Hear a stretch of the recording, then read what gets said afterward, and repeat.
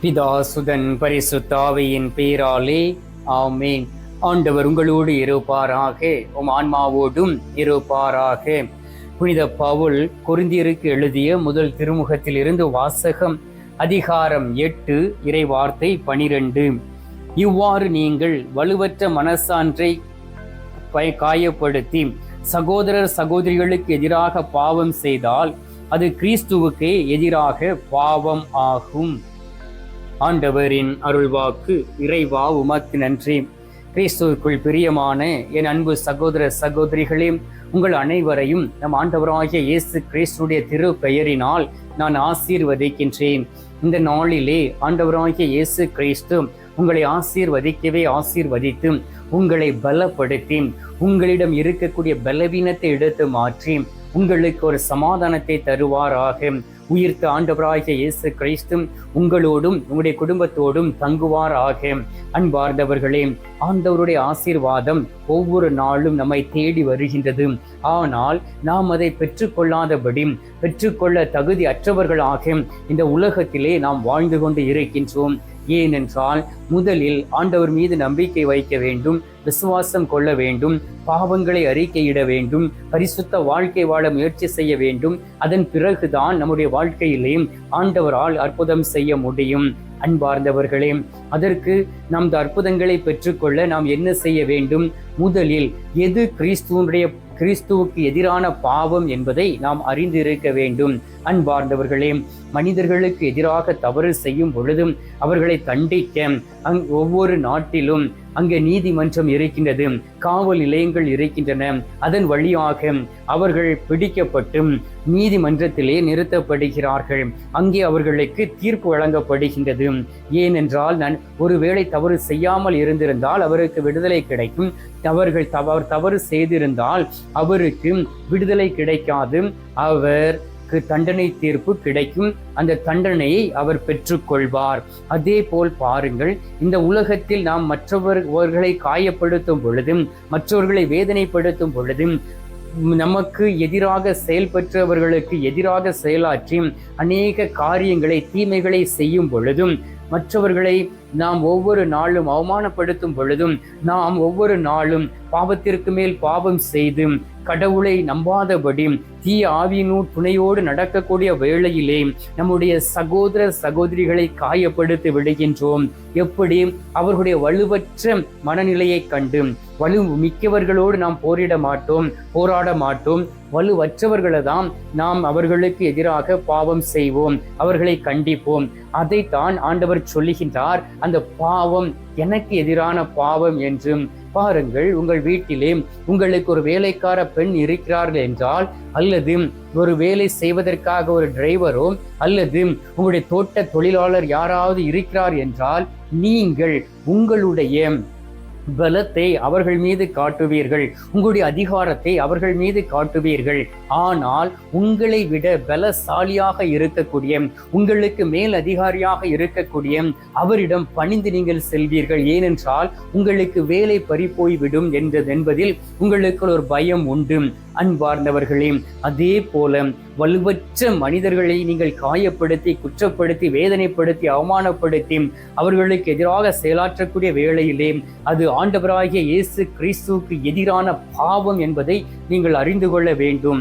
ஆண்டவராகிய இயேசு கிறிஸ்து உங்களுக்காகவும் எனக்காகவும் பாடுபட்டார். ஆண்டவராகிய இயேசு கிறிஸ்து ஏழை எளிய மக்களை ஒன்றாக அழைத்து அவர்களுக்கு தந்தையினுடைய வார்த்தைகளை அறிவித்து அவர்கள் பசியாய் இருந்ததை பார்த்து உண்ண உணவும் கொடுத்து அவர்களை திடப்படுத்தி ஆசீர்வதித்தார். ஆனால் பாருங்கள், நாம் எப்படி வாழ்ந்து கொண்டு இருக்கின்றோம்? நமக்கு கீழே இருக்கிறவர்களை அடிமையாய் நடத்தி கொண்டு இருக்கின்றோம். இன்னும் அடிமை இருக்கின்றது இந்த உலகத்திலே.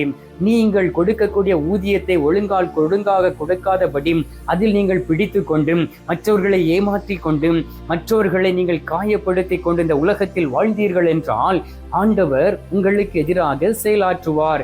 எசாயா 58 அதிகாரம் 7 வார்த்தையில் சொல்லப்பட்டு இருக்கின்றது, பசித்தோருக்கு உங்கள் உணவை பகிர்ந்து கொடுப்பதும் தங்க இடமில்லாத வறியோரை உங்கள் இல்லத்திற்கு அழைத்து வருவதும் உடையற்றோரை காணும் போதும் அவர்களுக்கு உடுக்க கொடுப்பதும் உங்களுடைய பாவங்களில் இருந்து நீங்கள் வெளியிலே வர நீங்கள் எடுக்கக்கூடிய ஒரு முயற்சி என்பதை ஆண்டவர் சொல்லுகின்றார். ஆம் அன்பார்ந்தவர்களே, நாம் எல்லோரும் பாவிகள்.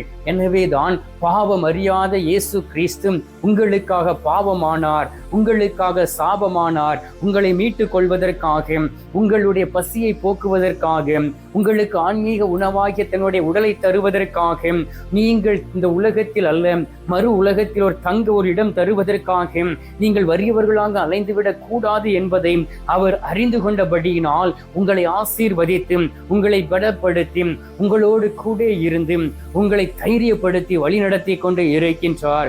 மத்தேயு நற்செய்தி 25வது அதிகாரம் 45வது வார்த்தையில் சொல்லப்பட்டு இருக்கின்றது, மிக சிறியோர்களாகிய இவர்களுக்கு நீங்கள் செய்வது எல்லாம் எனக்கே செய்கிறீர்கள் என உறுதியாக உங்களுக்கு சொல்கிறேன் என்றும் தன்னுடைய சீடர்களை நோக்கியும் மற்றவர்களை நோக்கியும் அவர் சொன்னார். ஆம் அன்பார்ந்தவர்களே, வேலை இல்லாதவர்களுக்கு ஒரு வேலை வாய்ப்பை உருவாக்கி கொடுக்கலாம், பசித்தோருக்கு உணவை கொடுக்கலாம், படிக்க வழி இல்லாதவர்களுக்கு ஒரு படிப்பை ஏற்படுத்தி கொள்ளலாம். நீங்கள் ஒரு அனாதை இல்லத்திற்கு போய் ஒருவேளை உணவு கொடுக்கலாம், முதியோர் இல்லத்தில் போய் அங்கு உணவு கொடுக்கலாம். நீங்கள் மனநிலை பாதிக்கப்பட்டு இருக்கக்கூடிய பிள்ளைகளுக்கு உதவி செய்யலாம்.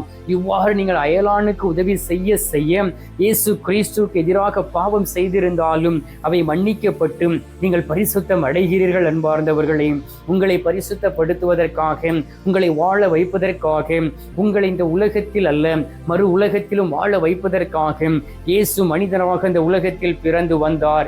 எனவேதான் நீதிமொழிகள் 19வது அதிகாரம் 17வது வார்த்தையை வாசித்து பாருங்கள். ஏழைக்கு இறங்கி கடன் கொடுக்கிறவர் ஆண்டவருக்கே கடன் கொடுக்கின்றார். அவர் கொடுத்ததை ஆண்டவர் திருப்பி தந்து விடுவாராம். ஆண்டவர் நமக்கு எல்லாவற்றையும் திருப்பி தர சித்தமாக இருக்கின்றார். ஏழைகளுக்கு இறங்கி கடன் கொடுக்கிறவர்களுக்கு ஆண்டவர் உதவி செய்ய காத்திருக்கின்றார்.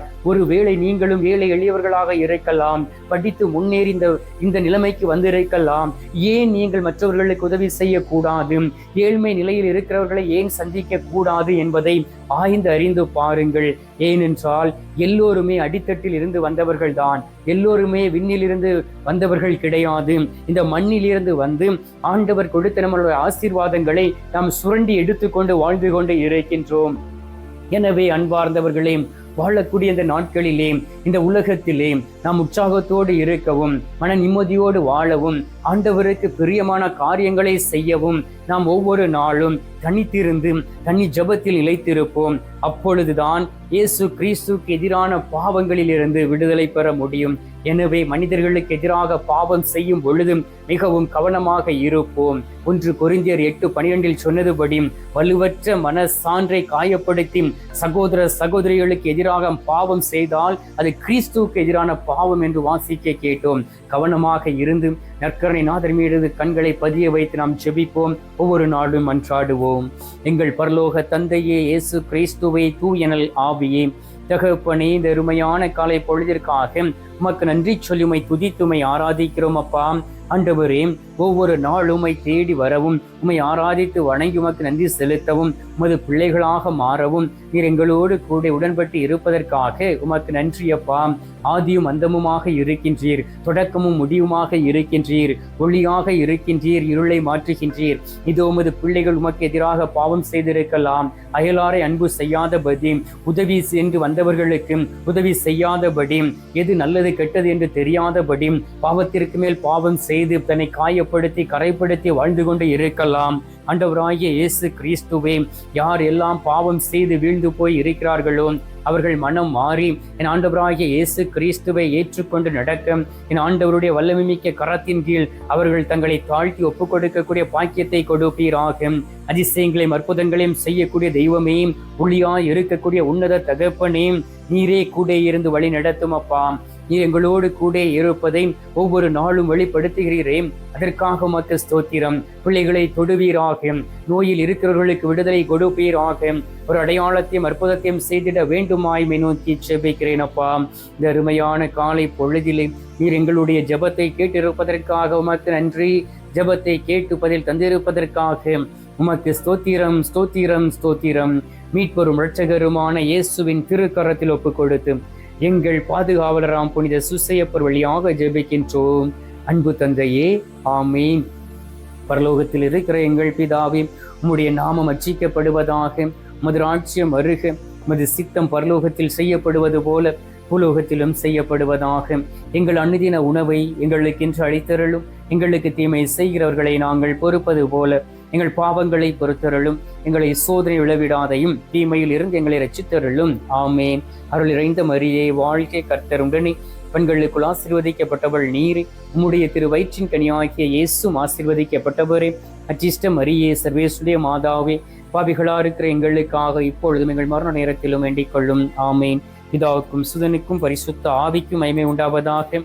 ஆதியில் இருந்தது போல இப்பொழுதும் எப்பொழுதும் என்றென்றும் இருப்பதாக. ஆமேன். அன்பார்ந்தவர்களே, நற்கருணை நாதர் தரும் ஆசீர்வாதத்தை பெற்றுக் கொள்வோம்.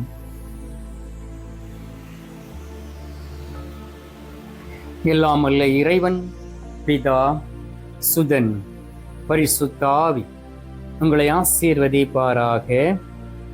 ஆமேன்.